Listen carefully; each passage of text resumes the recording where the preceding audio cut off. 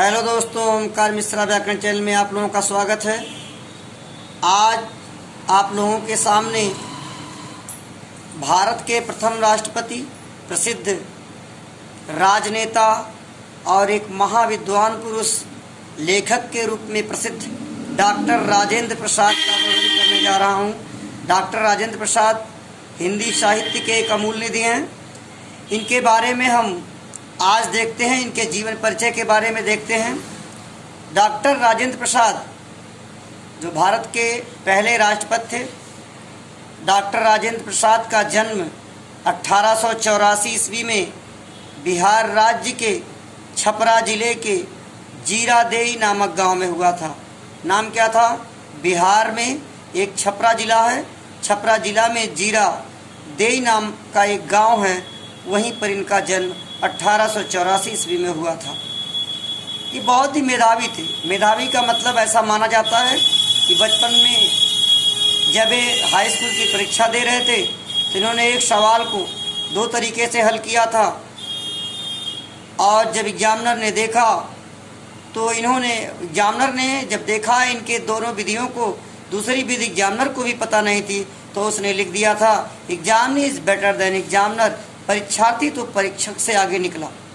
तो इतने बड़े मैथ के और सारे विषयों के जानकार डॉक्टर राजेंद्र प्रसाद थे, से आप जान गए होंगे। आगे देखिए, इन्होंने कलकत्ता विश्वविद्यालय से एमए और एमएल जो कि कानून की डिग्री थी पहले, इसको कलकत्ता विश्वविद्यालय से इन्होंने उत्तीर्ण किया था। और 1911 ईस्वी में वकालत इन्होंने आरंभ किया।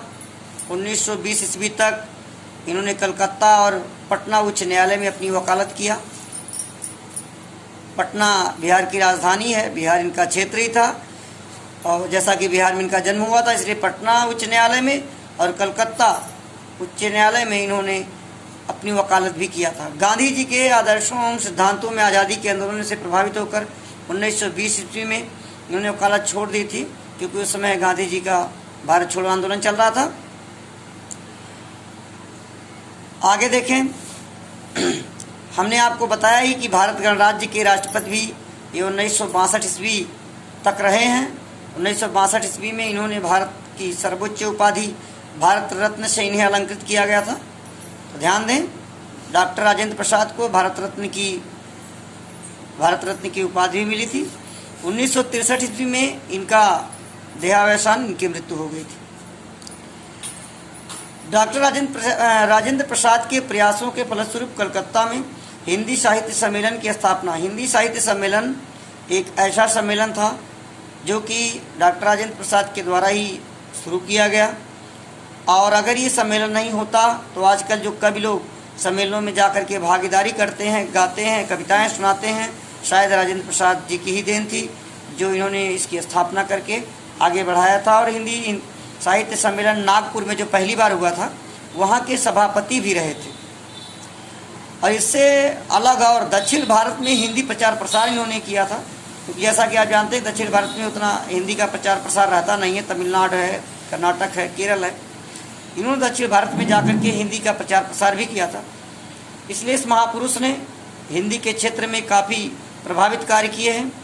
और देश नामक पत्रिका, ध्यान दें, देश नामक पत्रिका के संपादक भी रहे हैं। तो राजेंद्र प्रसाद की पत्रिका का क्या नाम था? देश पत्रिका। इसका संपादन भी इन्होंने किया था। इस पत्रिका के माध्यम से हिंदी के प्रचार प्रसार में अपना योगदान दिया। राजनीति में, शिक्षा में, संस्कृत में, जनसेवा में, सब में इनका बहुत ही महत्व था। डॉक्टर राजेंद्र प्रसाद, जैसा कि आप जानते हैं कि देश की सेवा के लिए इन्होंने जो है, जब राष्ट्रपति पद पर आए तो राष्ट्रपति पद पर रहते हुए इन्होंने बहुत ज़्यादा विस्तार रूप से देश की सेवा भी किया। उस समय के प्रथम प्रधानमंत्री जवाहरलाल नेहरू के साथ मिल कर के इन्होंने देश के लिए, देश के विकास के लिए बहुत कार्य भी किए। तो डॉक्टर राजेंद्र प्रसाद बहुत ही मही पुरुष थे, बहुत ही विद्वान पुरुष थे। विद्वता के मामले में, जैसा एक आपको बताया गया, एक वकील भी, प्रसिद्ध वकील भी थे। कलकत्ता और पटना में इन्होंने वकालत भी किया था, अध्यापक भी रहे, ये अध्यापन कार्य भी किए थे, अध्यापक भी रहे हैं। और भारत रत्न से पुरस्कृत भी रहे। भारत रत्न जो भारत का सबसे बड़ा पुरस्कार है उसको भी ये प्राप्त किए। और 1920 ईस्वी में भारत छोड़ो आंदोलन में भाग लेकर के भारतीय सरकार का, गांधी जी का साथ दिए। नील की खेती के लिए भी ये आंदोलन डॉक्टर राजेंद्र प्रसाद जी ने किया था।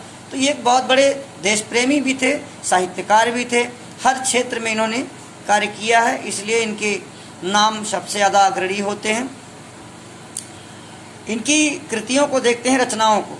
डॉक्टर राजेंद्र प्रसाद की रचनाएं, जिसको हम कृति कहते हैं, कृति और रचनाएं एक ही होती हैं। इन्होंने भारतीय शिक्षा में भारत की शिक्षा व्यवस्था के बारे में लिखा। और गांधी जी की देन इनकी दूसरी रचना थी। देखिए, ये एक जीवनी है, गांधी जी ने क्या काम किया, गांधी जी के जीवन से संबंधित इन्होंने जीवनी लिखा है। इन्हें एक प्रसिद्ध जीवनी लेखक माना जाता है क्योंकि इन्होंने गांधी जी की देन, बापू के कदमों में, चंपारण में महात्मा गांधी, ये कितनी बार पूछा गया है, ये बहुत ही प्रसिद्ध है। खादी का अर्थशास्त्र, ये सब इनकी प्रसिद्ध जीवनियाँ हैं जो गांधी जी के बारे में हैं। तो गांधी जी के बारे में इन्होंने काफ़ी जीवनियाँ लिखी हैं, जिसमें बापू जी के कदमों में, गांधी जी की देन, चंपारण में महात्मा गांधी, ये तीनों काफ़ी प्रसिद्ध हैं। और खादी का अर्थशास्त्र भी इन्हीं से संबंधित है। इन्होंने जो है गद्य रचनाएं, मतलब निबंध भी लिखे हैं, जिसमें भारतीय शिक्षा है, शिक्षा और संस्कृति है, साहित्य, शिक्षा और संस्कृति निबंध, साहित्य, मेरी आत्मकथा। राजेंद्र प्रसाद की आत्मकथा का नाम था मेरी आत्मकथा। इन्होंने यात्रा वृत्तांत भी लिखा है, मेरी यूरोप यात्रा इनका प्रसिद्ध यात्रा वृत्तांत है, यात्रा साहित्य है। संस्कृत का अध्ययन यह इनका एक प्रसिद्ध निबंध है। जैसा कि आपने रचनाओं में देखा, इन्होंने निबंध भी लिखा, इन्होंने जीवनी भी लिखा, यात्रा वृत्तांत भी लिखा है, और इन्होंने अपनी आत्मकथा भी लिखा। तो गद्य साहित्य में इनका काफ़ी सहयोग रहा रचनाओं के माध्यम से। और आप विद्वान पुरुष के बारे में तो जान ही रहे हैं। दक्षिण भारत में हिंदी प्रचार प्रसार भी इन्होंने किया काफ़ी।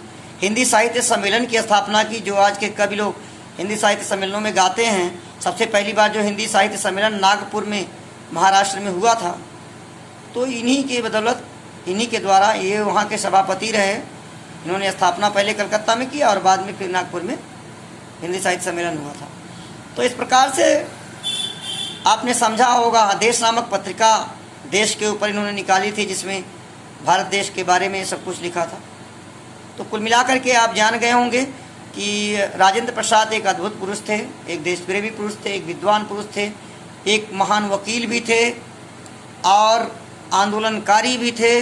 आंदोलनकारी के साथ साथ एक अध्यापक भी थे, एक प्रसिद्ध अध्यापक भी थे। मुजफ्फरपुर के एक कॉलेज में इन्होंने अध्यापन किया था, वहाँ पढ़ाया भी था। मुजफ्फरपुर बिहार में है।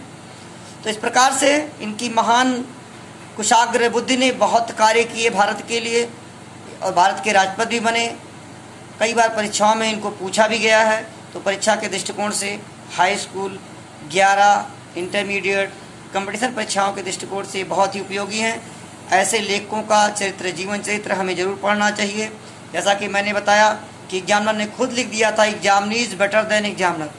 मतलब परीक्षार्थी ने इस प्रकार से वर्णन, उस मैथ के क्वेश्चन को इस प्रकार से हल किया दो तरीके से, कि उसे लिखने पर मजबूर होना पड़ा कि परीक्षार्थी परीक्षक से ही आगे निकला। मतलब दूसरा नियम तो उस कॉपी चेक करने वाले को भी नहीं पता था कि ये दूसरा नियम किसी विधि से इन्होंने लगाया।